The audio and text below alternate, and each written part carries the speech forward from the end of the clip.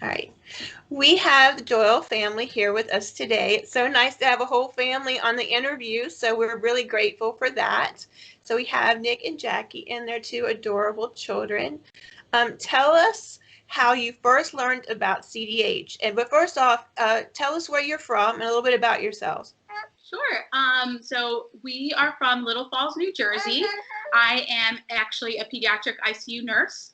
You want to tell a little bit about yourself? Yeah, I'm in cybersecurity. I work for a major telecom. But yeah. We learned about, so I knew just from nursing a little bit about CDH, but since it's mostly neonatal, I didn't know too much about it. So Joseph is our CDHer. He was born in March 2016 with a left diaphragmatic hernia.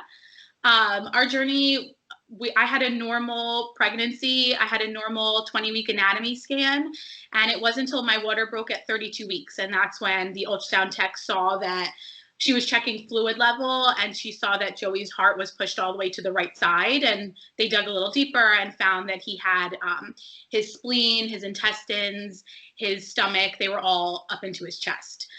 So that was really scary and emotional for us because we just thought we were having a premature baby. Yeah.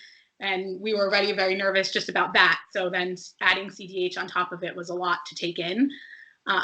So at that point we got a fetal MRI, and it looked, the lung volumes were very poor.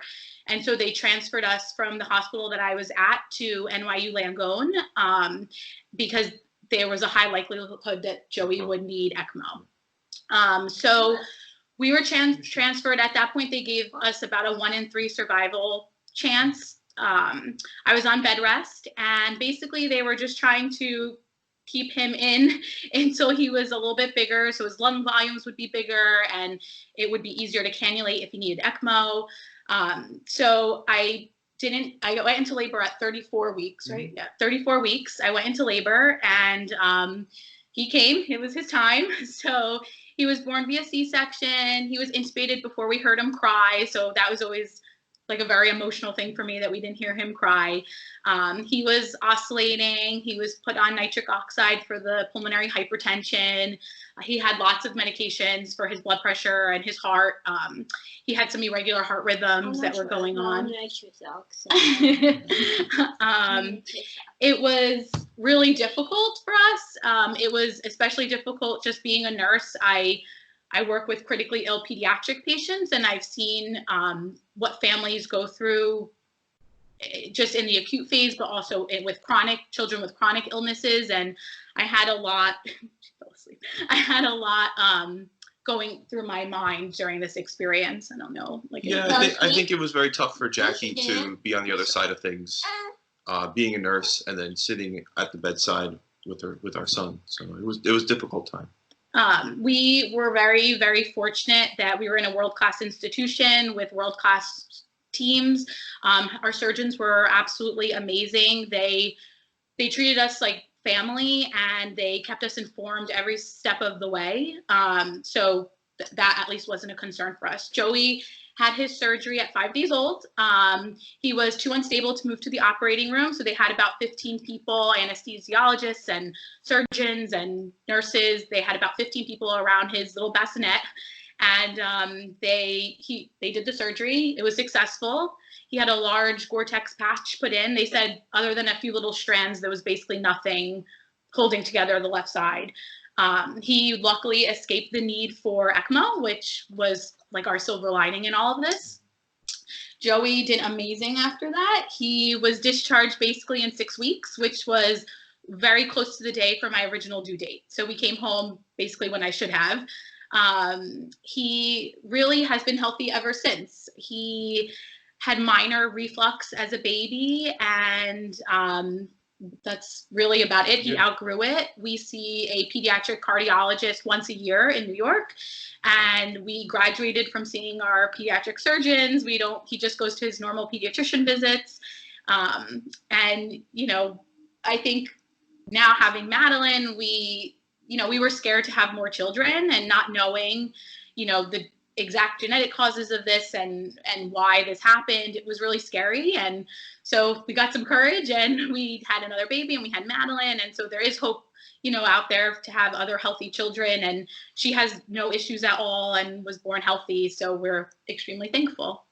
That's wonderful. Well, you have a beautiful family. The kids are adorable, and you guys.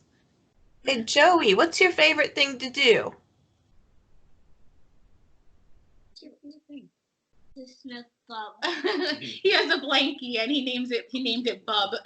Aw. What do you like to do? Take naps. Take naps. Me too. That's a nice thing, yeah. He always take naps. I wish I could take more naps. Sometimes I stay up with popcorn. Very nice. We stay up with popcorn. He looks I wish I could stay up with popcorn. Well, thank you all so much. Do you have any advice for newly diagnosed families? I think just to try to have some hope. I can honestly say I did not have that at all. Felt like if I had hope, I wasn't being realistic and I wasn't really living in the reality of what they were telling us. So I didn't have any at all. We had a great support system. So lean on your support system if you haven't. If you don't, reach out to everyone here to help through CDHI. You know, I'm really proud to be an ambassador. So anytime a New Jersey family comes in, I'm happy to talk with anybody and listen. You know, it's sometimes you just need someone to listen. So I'm happy to do that. But I don't know anything. Yeah. No. Mom? Jackie, as a nurse who has taken care of these kids and as a mom who has one of these kids, how important is research? How important is it for us to work together to participate in research and to raise money for research and I can preach all day long, but Yep. hearing it come from you who is on both sides, Yep. Can you explain to families? The most important thing. If I had to pick one thing, it would absolutely be research, because that's the only way that we'll advance in this. That's the only way that we can hope that there's less children going through this suffering in the long run. And there's so many people out there, so many smart doctors, nurses, healthcare workers, scientists that want to truly make a difference. And so getting, you know, the funding for research and the push for this, the awareness to make sure that people know that there's so many kids battling this every single day in our hospitals, research is the most important thing. Absolutely. Well, thank you all so much. Looks like we put her to sleep. She's so cute. They're adorable. We really appreciate your time, and thank you. Thank you. Thank you. Bye, everyone. Bye.